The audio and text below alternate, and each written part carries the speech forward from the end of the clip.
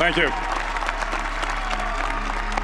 Well, thank you, President Powers, Provost Fenves, deans, members of the faculty, family and friends, and most importantly, the class of 2014. It is indeed an honor for me to be here tonight. It's been almost 37 years to the day that I graduated from UT. I remember a lot of things about that day. I remember I had a throbbing headache from a party the night before. I remember I had a serious girlfriend, who I later married. That's important to remember, by the way. And I remember I was getting commissioned in the Navy that day. But of all the things I remember, I don't have a clue who the commencement speaker was, and I certainly don't remember anything they said. So acknowledging that fact, if I can't make this commencement speech memorable, I will at least try to make it short. So the university's slogan is, what starts here changes the world. Well, I've got to admit, I kind of like it. What starts here changes the world. Tonight, there are almost 8,000 students, or there are more than 8,000 students graduated from UT. So that great paragon of analytical rigor, Ask.com, says that the average American will meet 10,000 people in their lifetime. 10,000 people, that's a lot of folks. But if every one of you changed the lives of just 10 people, and each one of those people changed the lives of another 10 people, and another 10, then in 5 generations, 125 years, the class of 2014 will have changed the lives of 800 million people. 800 million people. Think about it. Over twice the population of the United States. Go one more generation, and you can change the entire population of the world, 8 billion people. If you think it's hard to change the lives of 10 people, change their lives forever, you're wrong. I saw it happen every day in Iraq and Afghanistan.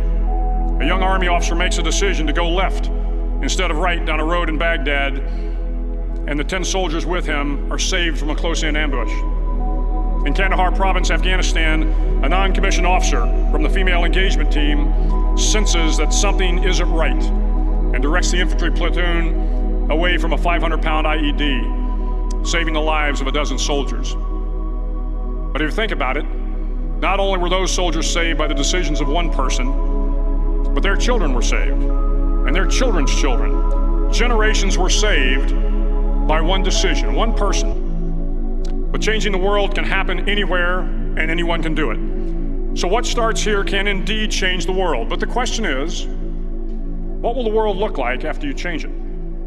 Well, I'm confident that it will look much, much better. But if you'll humor this old sailor for just a moment, I have a few suggestions that may help you on your way to a better world. And while these lessons were learned during my time in the military, I can assure you that it matters not whether you ever served a day in uniform. It matters not your gender, your ethnic or religious background, your orientation, or your social status. Our struggles in this world are similar, and the lessons to overcome those struggles and to move forward, changing ourselves and changing the world around us, will apply equally to all. I've been a Navy SEAL for 36 years, but it all began when I left UT for basic SEAL training in Coronado, California. Basic SEAL training is 6 months of long, torturous runs in the soft sand, midnight swims in the cold water off San Diego, obstacle courses, unending calisthenics, days without sleep, and always being cold, wet, and miserable. It is 6 months of being constantly harassed by professionally trained warriors who seek to find the weak of mind and body and eliminate them from ever becoming a Navy SEAL. But the training also seeks to find those students who can lead in an environment of constant stress, chaos, failure, and hardships. To me, basic SEAL training was a lifetime of challenges crammed into 6 months. So here are the 10 lessons I learned from basic SEAL training that hopefully will be of value to you as you move forward in life. Every morning in SEAL training, my instructors, who at the time were all Vietnam veterans, would show up in my barracks room, and the first thing they'd do was inspect my bed. If you did it right, the corners would be square, the covers would be pulled tight, the pillow centered just under the headboard, and the extra blanket folded neatly at the foot of the rack. It was a simple task, mundane at best, but every morning we were required to make our bed to perfection. It seemed a little ridiculous at the time, particularly in light of the fact that we were aspiring to be real warriors, tough, battle-hardened SEALs. But the wisdom of this simple act has been proven to me many times over. If you make your bed every morning, you will have accomplished the first task of the day. It will give you a small sense of pride, and it will encourage you to do another task, and another, and another. And by the end of the day, that one task completed will have turned into many tasks completed. Making your bed will also reinforce the fact that the little things in life matter. If you can't do the little things right, you'll never be able to do the big things right. And if by chance you have a miserable day, you will come home to a bed that is made, that you made. And a made bed gives you encouragement that tomorrow will be better. So if you want to change the world, start off by making your bed. During SEAL training, the students are all broken down into boat crews. Each crew is 7 students, 3 on each side of a small rubber boat, and 1 coxswain to help guide the dinghy. Every day your boat crew forms up on the beach and is instructed to get through the surf zone and paddle several miles down the coast. In the winter, the surf off San Diego can get to be 8 to 10 feet high, and it is exceedingly difficult to paddle through the plunging surf unless everyone digs in. Every paddle must be synchronized to the stroke count of the coxswain. Everyone must exert equal effort, or the boat will turn against the wave and be unceremoniously dumped back on the beach.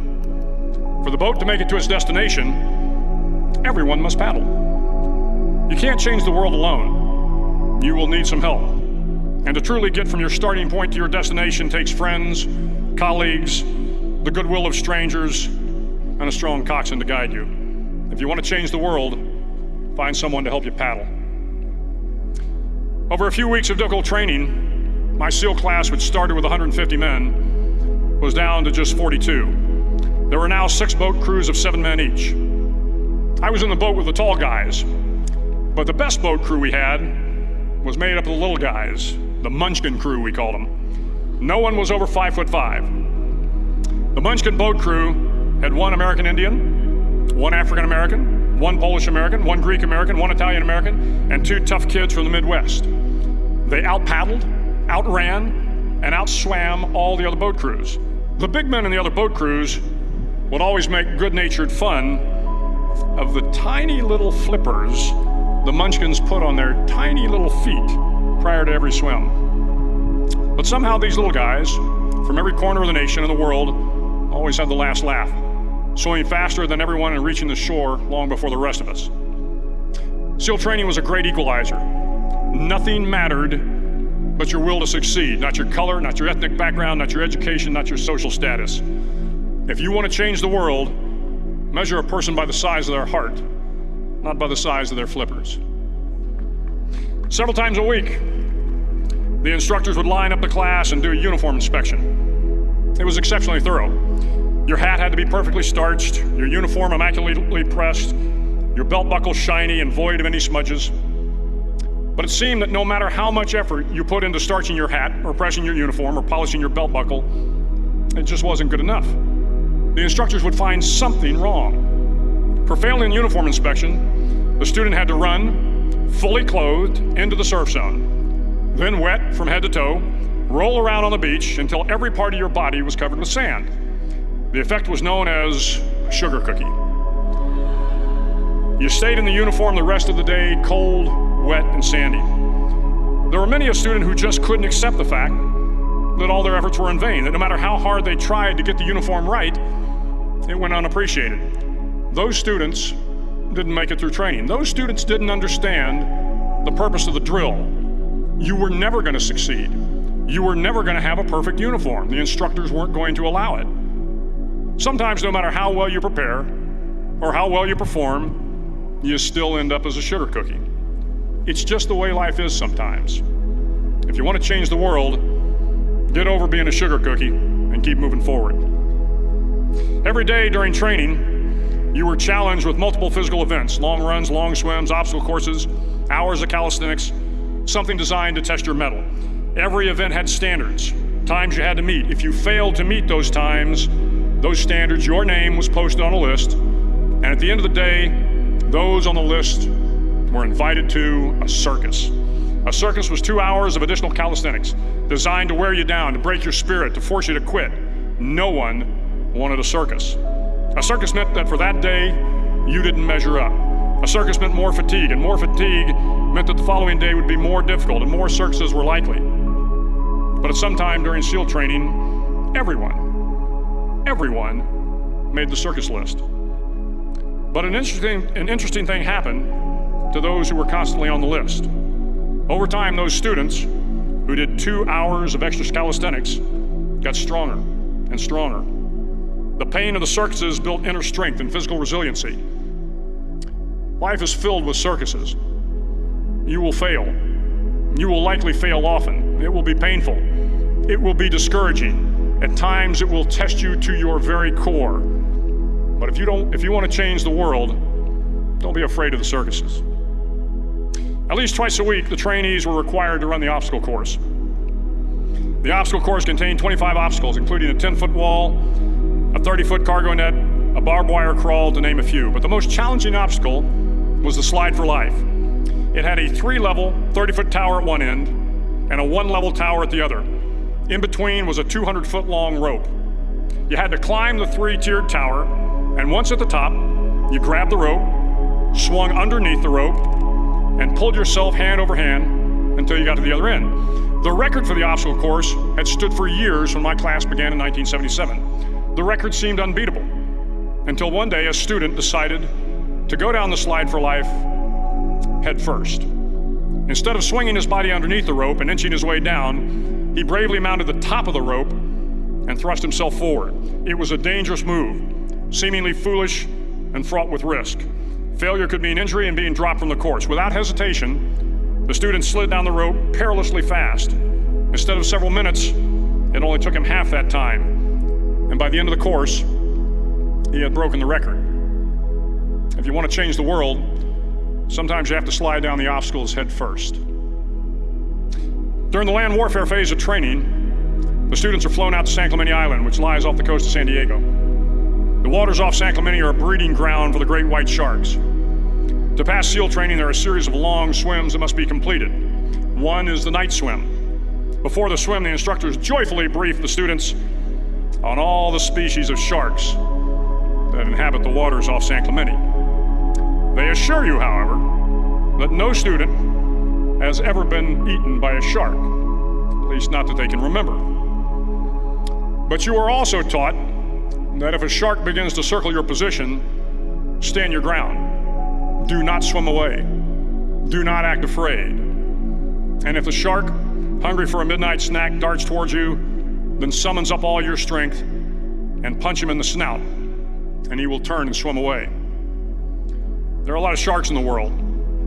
If you hope to complete the swim, you will have to deal with them. So if you want to change the world, don't back down from the sharks. As Navy SEALs, one of our jobs is to conduct underwater attacks against enemy shipping. We practice this technique extensively during training. The ship attack mission is where a pair of SEAL divers is dropped off outside an enemy harbor and then swims well over 2 miles underwater, using nothing but a depth gauge and a compass to get to the target. During the entire swim, even well below the surface, there is some light that comes through. It is comforting to know that there is open water above you. But as you approach the ship, which is tied to a pier, the light begins to fade. The steel structure of the ship blocks the moonlight. It blocks the surrounding street lamps. It blocks all ambient light. To be successful in your mission, you have to swim under the ship and find the keel, the center line, and the deepest part of the ship. This is your objective. But the keel is also the darkest part of the ship, where you cannot see your hand in front of your face, where the noise from the ship's machinery is deafening, and where it gets to be easily disoriented, and you can fail. Every SEAL knows that under the keel, at that darkest moment of the mission, is a time when you need to be calm, when you must be calm, when you must be composed, when all your tactical skills, your physical power, and your inner strength must be brought to bear. If you want to change the world, you must be your very best in the darkest moments. The 9th week of training is referred to as Hell Week. It is 6 days of no sleep, constant physical and mental harassment, and one special day at the mud flats. The mud flats are an area between San Diego and Tijuana where the water runs off and creates the Tijuana Sloughs, a swampy patch of terrain where the mud will engulf you. It is on Wednesday of Hell Week that you paddle down to the mud flats and spend the next 15 hours trying to survive this freezing cold, the howling wind, and the incessant pressure to quit from the instructors. As the sun began to set that Wednesday evening, my training class, having committed some egregious infraction of the rules, was ordered into the mud. The mud consumed each man till there was nothing visible but our heads. The instructors told us we could leave the mud if only 5 men would quit. Only 5 men, just 5 men, and we could get out of the oppressive cold. Looking around the mud flat, it was apparent that some students were about to give up. It was still over 8 hours till the sun came up. 8 more hours of bone-chilling cold. The chattering teeth and the shivering moans of the trainees were so loud, it was hard to hear anything. And then one voice began to echo through the night. One voice raised in song. The song was terribly out of tune, but sung with great enthusiasm. One voice became 2, and 2 became 3, and before long, everyone in the class was singing. The instructors threatened us with more time in the mud if we kept up the singing, but the singing persisted. And somehow the mud seemed a little warmer, and the wind a little tamer, and the dawn not so far away. If I have learned anything in my time traveling the world, it is the power of hope. The power of one person, a Washington, a Lincoln, King, Mandela, and even a young girl from Pakistan, Malala. One person can change the world by giving people hope. So if you want to change the world, start singing when you're up to your neck in mud. Finally, in SEAL training, there's a bell. A brass bell that hangs in the center of the compound for all the students to see. All you have to do to quit is ring the bell. Ring the bell, and you no longer have to wake up at 5 o'clock. Ring the bell, and you no longer have to be in the freezing cold swims. Ring the bell, and you no longer have to do the runs, the obstacle course, the PT, and you no longer have to endure the hardships of training. All you have to do is ring the bell to get out. If you want to change the world, don't ever, ever ring the bell. To the class of 2014, you are moments away from graduating, moments away from beginning your journey through life, moments away from starting to change the world for the better. It will not be easy, but you are the class of 2014, the class that can affect the lives of 800 million people in the next century. Start each day with a task completed. Find someone to help you through life. Respect everyone. Know that life is not fair and that you will fail often. But if you take some risks, step up when the times are the toughest, face down the bullies, lift up the downtrodden, and never ever give up. If you do these things, the next generation and the generations that follow will live in a world far better than the one we have today. And what started here will indeed have changed the world for the better. Thank you very much. Hook 'em horns.